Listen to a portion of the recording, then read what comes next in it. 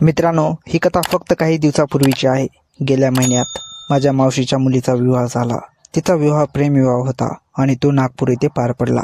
माझ्या मावशी नाशिकमध्ये एकट्या राहतात. काकांचा 5 वर्षापूर्वी देहांत झाला होता. त्यांचा मुलगा मुंबईत नोकरी करतो. तो तिथेच पत्नीसह स्थायिक झाला आहे. घरी फक्त मावशीच एकट्या होत्या.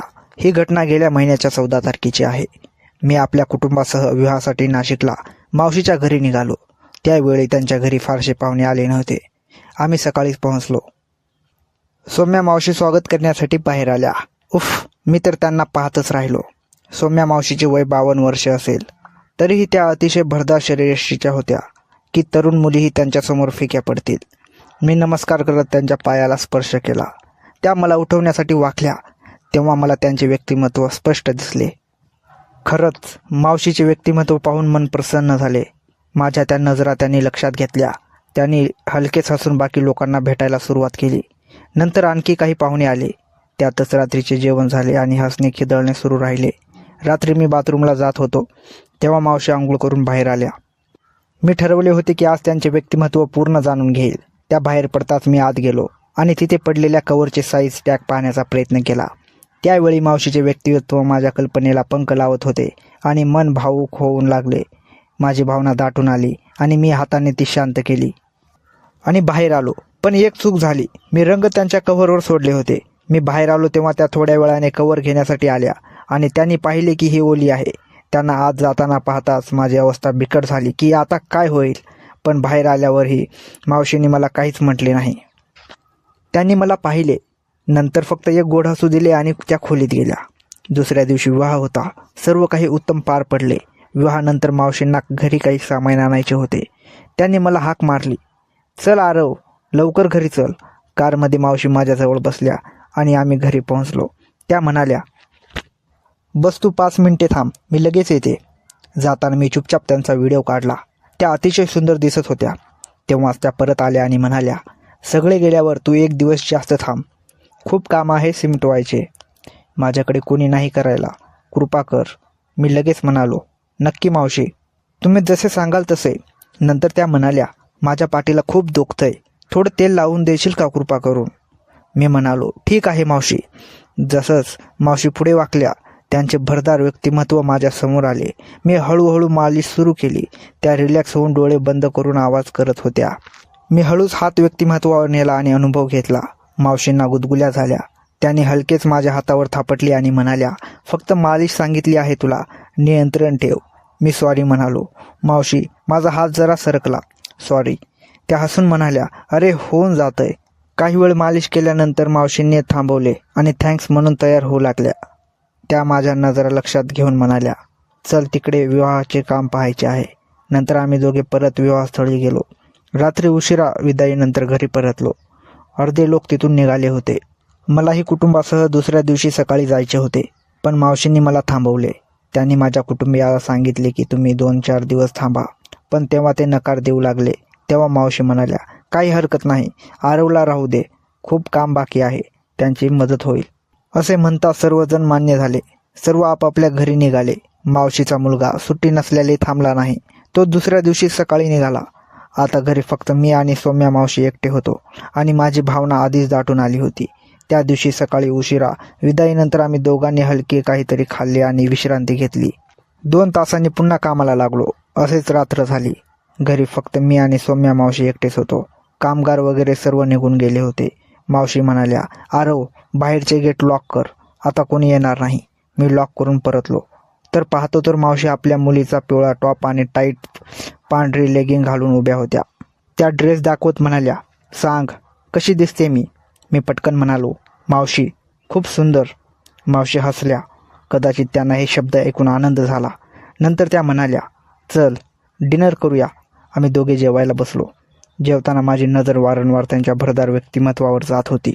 मावशीने माझी नजर पकडली आणि हळूच हसल्या. मी घाबरून नजर फिरवली. मावशी म्हणाल्या, विवाहात तू इतके काम केलेस पण मी तुला काही भेट दिली नाही. सांग तुला काय हवे. हे ऐकताच माझ्या मनातील सर्व भावना जाग्या झाल्या. मी म्हणालो, मावशी, मी तुमची सेवा करतोय, आणखी काही नको. मावशीने आनंदाने मला मिठी मारली आणि ओढले. त्या काही बोलल्या नाहीत तर मी त्यांच्या व्यक्तिमत्वाचा हाताने सुंदर अनुभव घेतला. मला समजले की मावशी खूप एकट्या होत्या आणि मी त्यांना सुंदर अनुभव देऊ शकतो. काही वेळाने आम्ही वेगळे झालो आणि बोलू लागलो. नंतर झोपण्याची वेळ आली तेव्हा मावशी म्हणाल्या, कृपा कर, माझ्या पायाला थोडे तेल लाव ना, सगळे दुखते. मी म्हणालो, ठीक आहे, तुम्ही खोलीत जा, मी तेल गरम करतो. त्या ओके म्हणून खोलीत गेल्या. मी तेल घेऊन गेलो तर त्या बेडवर फक्त कवरमध्ये पडल्या होत्या. माझी भावना त्या दृश्याने दाटून आली. मी म्हणालो, मावशी, तेलाने कवर खराब होतील. त्या उठ चावत म्हणाल्या, अच्छा, तर तुला सौम्या मावशी पूर्ण मोकळी पाहायची आहे ना? कर, आज जे करायचे ते कर, फक्त मालिश कर. मी त्यांना मोकळे केले आणि मालिश सुरू केली. जेव्हा व्यक्तिमत्वाशी मालिश करत होतो तेव्हा माझी भावना त्यांच्या हातात आली. त्या भावनिक होऊन अनुभव देऊ लागल्या आणि म्हणाल्या, इतकी मोठी भावना माझ्यापासून लपवून ठेवलीस, मला का सांगितले नाहीस? माझ्याशी लाज कशाची?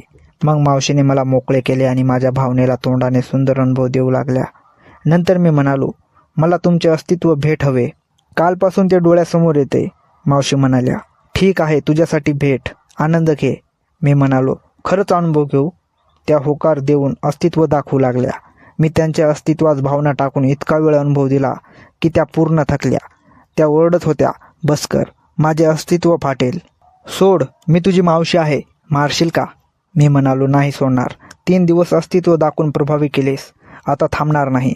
नंतर मी म्हणालो, आज तुझ्या मुलीची पहिली रात्र आहे. ती तिथे सुंदर अनुभव घेत असेल आणि तू पण सुंदर अनुभव घेत आहेस. काय भाग्य आहे तुम्हा दोघीचे. त्या हसू लागल्या. आता त्यांनाही खूप आनंद होत होता. मावशी ओरडत होत्या, तुझी ही सौम्या मावशीला तुझी साथीदार बनव आणि रात्रभर अनुभव दे. हे ऐकून मी अनुभव वाढवला. शेवटी त्यांच्या जीवनात रंगाच्या 5-6 पिचकाऱ्या सोडल्या आणि दोघे झोपलो. त्यानंतर 2 दिवस मी त्यांना आणखी अनुभव दिला आणि परत आलो. पण हे सर्व घडल्यानंतर एक रात्री मावशी मला म्हणाल्या, आरव, हे सारे अनुभव खूप भावनिक होते, पण आता मला वाटते की आपण दोघांनी एकमेकांना खऱ्या अर्थाने आधार द्यायला हवा. तुझ्या आयुष्यात काही स्वप्न आहेत का? मी तुला मदत करू शकते आणि तू मला एकटेपणातून बाहेर काढू शकतोस. उद्या सकाळी आपण याबद्दल बोलूया. कदाचित आपली मैत्री आणखी खोल होईल. मी त्यांच्या डोळ्यात पाहिले. तिथे फक्त आशा दिसत होती. हे ऐकून मी रात्रभर जागात राहिलो.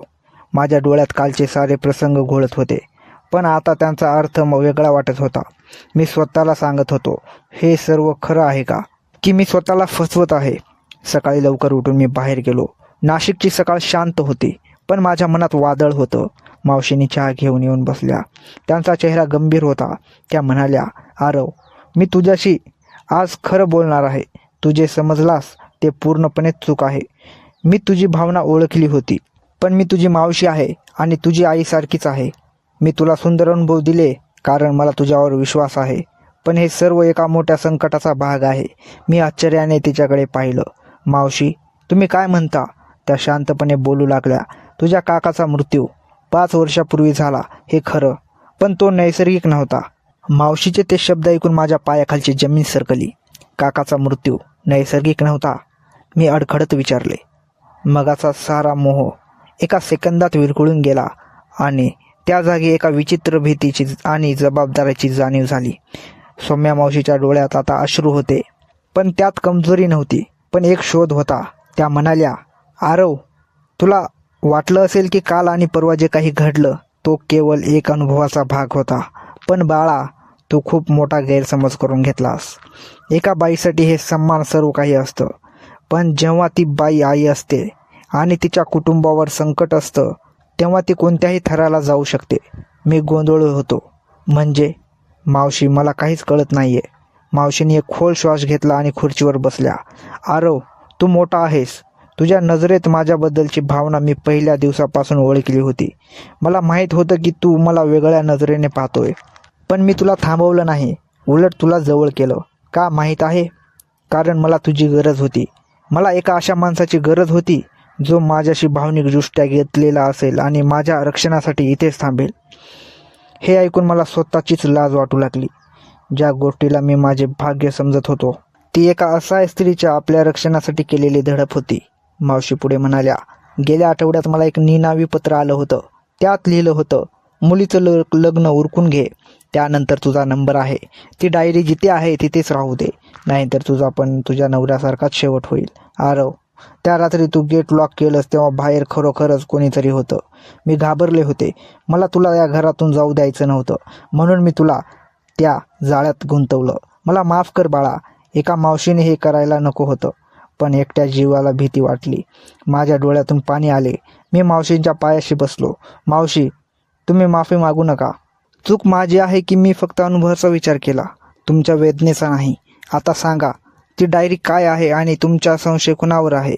मावशीने डोळे पुसले आणि म्हणाल्या, तुझ्या काकांचे भागीदार सोने आणि देशपांडे, त्यांचा बेकायदेशीर जमिनीचा व्यवहार होता. तुझ्या काकांनी त्यातून बाहेर पडायचा निर्णय घेतला होता आणि त्या सर्व व्यवहाराची नोंद एका लाल डायरीमध्ये करून ठेवली होती.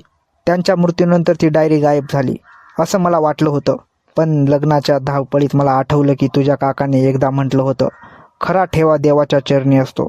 मला वाटलं ती डायरी आपल्या जुन्या देवघरात कुठेतरी लपवलेली आहे. आम्ही वेळ न दवडता जुन्या देवघराकडे धावलो. लग्नामुळे तिथे खूप सामान पडले होते. आम्ही शोधाशोध सुरू केली. लाकडी मखलाच्या खाली एक चोरकप्पा होता. मी तो कसाबसा उघडला आणि त्यातून धूळ खात पडलेली एक लाल डायरी बाहेर काढली. मावशीने ती डायरी उघडली.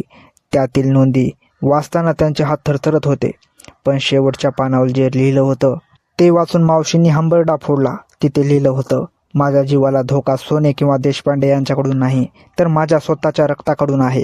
माझा मुलगा रोहन, पैशासाठी तो त्यांच्यासोबत सामील झाला आहे. हे वाचून मला धक्काच बसला. रोहन दादा, जो कालच लग्नानंतर घाईघाईत मुंबईला निघून गेला, म्हणजे मावशीचा स्वतःचा मुलगाच या कारनाम्यात सामील होता. मावशींना धमक्या देणारा दुसरा तिसरा कोणी नसून त्यांचा मुलगाच होता. नाही, हे शक्य नाही. मावशी रडत होत्या. माझा मुलगा असं वागू शकत नाही. तेवढ्यात घराची बेल वाजली. टिंग टॉंग. आम्ही दोघेही दचकलो. सकाळचे 6 वाजले होते. इतक्या सकाळी कोण आलं असेल? मी खिडकीतून हळूच बाहेर डोकावून पाहिले आणि माझ्या मनावर काटा आला. बाहेर एक काळी गाडी उभी होती आणि गेटवर खुद रोहन दादा आणि त्यांच्यासोबत 2 अनोळखी जाडजूड माणसं उभी होती. रोहनच्या हातात घराची दुसरी चावी होती आणि तो थेट गेट उघडत होता. मावशींनी माझा हात घट्ट पकडला. आरव, त्यांनी आपल्याला शोधलंय. त्यांना कळालं असणार की आपण काहीतरी शोधतोय. मावशी, घाबरू नका, मी आहे, मी म्हणालो, पण आतून मीही हादरलो होतो. मी पटकन डायरी लपवली. मावशी, तुम्ही रडू नका. आता आपल्याला नाटक करावं लागेल. त्यांना कळू देऊ नका की आपल्याला सत्य समजलं आहे. काल रात्री जे काही घडलं त्याचा वापर आता आपल्याला त्यांच्या विरुद्ध करावा लागेल. म्हणजेच? मावशीने विचारले. त्यांना वाटू दे की मी फक्त एक बावळट मुलगा आहे जो आपल्या प्रेमात अडकून इथे पडलाय. त्यांना संशय येऊ देऊ नका की मी तुमचा रक्षक आहे. हीच आपली खेळी असेल, मी वेगाने सांगितले. रोहन आणि ती माणसं हॉलमध्ये शिरली. रोहनचा चेहरा रागीट होता. त्याने आजूबाजूला पाहिले आणि मला तिथे पाहून तो संशयाने ओरडला, आरव, तो अजून इथेच? मी तर तुला कालच जायला सांगितलं होतं ना. मी मुद्दाम मान खाली घातली आणि थोडं घाबरण्याचं नाटक करत म्हणालो, ते मावशीची तब्येत बरी नव्हती म्हणून. रोहनने माझ्याकडे एक तुच्छ कटाक्ष टाकला आणि मावशीकडे वळला. आई, मला ती डायरी हवी आहे. मला माहिती आहे पप्पाने ती कुठे ठेवली होती आणि जर तू ती दिली नाहीस तर हे लोक घर पालथं घालतील. मावशी आता सावरल्या होत्या. त्या शांतपणे म्हणाल्या, रोहन, तुला काय हवंय ते शोध, पण माझ्या घरात या गुंडांना आणू नकोस. रोहन हसला, एक क्रूर हसू. आई, तुला अजून परिस्थितीचं गांभीर्य कळालेलं नाहीये. त्याने इशारा केला आणि त्या गुंडांना घरात सामान फेकायला सुरुवात केली. एक गुंड माझ्या दिशेने आला. मला वाटलं आता हाणामारी होणार, पण तेवढ्यात मावशी मध्ये आल्या. त्यांना हात लावू नका, त्याला याबद्दल काहीच माहिती नाही. रोहनने मावशीला धक्का दिला. मावशी सोप्यावर पडल्या. हे पाहून माझा संयम सुटला. मी धावलो, पण एका गुंडाने मला पकडून भिंतीवर आदळले. माझ्या खिशातून ती लाल डायरी खाली पडली. सगळं शांत झालं. रोहनची नजर त्या डायरीवर पडली. त्याने ती डायरी उचलली आणि विजयच्या अविभारताला हसला. अरे वाह, काम सोपं झालं. त्याने लायटर काढला आणि डायरीला आग लावण्याचा प्रयत्न केला. पुरावा नष्ट, खेळ खल्लास. पण त्याच वेळी घराचा मागचा दरवाजा जोरात उघडला गेला आणि पोलिसाचा एक मोठा फौजफाटा आत शिरला. हॅट्स अप, जागेचे हलू नका. इन्स्पेक्टर पाटलाचा आवाज घुमला. रोहन थिजला. त्याने रागाने माझ्याकडे आणि मावशीकडे पाहिले. तुम्ही पोलिसांना बोलावलं? मी हसलो. नाही दादा, पोलिसांनीच आम्हाला संपर्क केला होता. तुझ्या वडिलांनी मरण्याआधीच एक पत्र पोलिसाकडे जमा केली होती.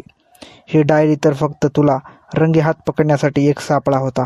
आणि काल रात्री मावशीने मला जे सांगितलं त्यावरून आम्ही कन्फर्म झालो की तू आज येणार आहेस.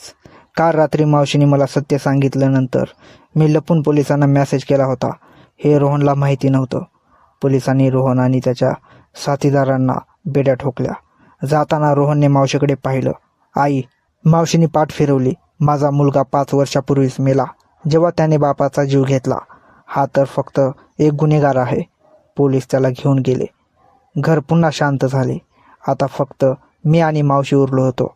पण आता आमच्यात मगाचाच तो तणाव नव्हता. आता होती ती फक्त एक नात्याची पवित्रता आणि आदर.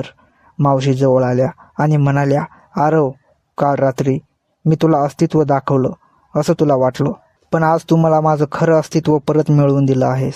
आजपासून तू माझा भाचा नाहीस, तर माझा मुलगा आहेस. मी मावशीच्या पाया पडलो. आमचं नातं आता फक्त एका अशा वळणावर आलं होतं जिथे विश्वास श्रेष्ठ होता. पण जेव्हा मी बॅग भरून निघायला लागलो तेव्हा मावशीने मला एक पॅकेट दिलं. हे तुझ्या लग्नासाठी ठेव. मी ते पॅकेट उघडलं. त्यात एक चिठ्ठी होती. ती वाचून माझ्या पायाखालची जमीन पुन्हा सरकली. त्यात लिहिलं होतं, आरव, पोलिसांना दिलेली माहिती खरी आहे, पण एक सत्य तुला सांगायचं राहिलं. तुझ्या काकाचा मृत्यू नैसर्गिक नव्हता आणि तो रोहनने केला हे खरं आहे, पण रोहन माझा सक्का मुलगा नाही. आणि ही गोष्ट फक्त मला, तुझ्या काकांना आणि आता तुला माहिती आहे. ही गुप्तता तुला आयुष्यभर पाळावी लागेल. आणि हो, काल रात्री जे घडलं तो फक्त अभिनय नव्हता. त्यातही काही क्षण सत्य होती. मी चमकून मावशीकडे पाहिलं. त्या दारात उभ्या होत्या. त्यांच्या चेहऱ्यावर तेच रहस्यमय स्मित हास्य होतं जे मला पहिल्या दिवशी दिसलं होतं. गाडी स्टार्ट झाली, पण माझे मन मात्र त्या घराच्या आणि मावशीच्या त्या शेवटच्या वाक्याच्या जाळ्यात कायमचं अडकलं होतं. मित्रांनो, जर तुम्हाला ही कथा आवडली असेल आणि याच्या पुढची कथा पाहायची असेल तर लगेच चॅनलला सबस्क्राईब करा आणि कॉमेंटमध्ये सांगा की पुढची कथा हवी आहे. तुमचा एक लाईक आणि शेअर मला अजून कथा लिहायला प्रेरणा देईल. धन्यवाद.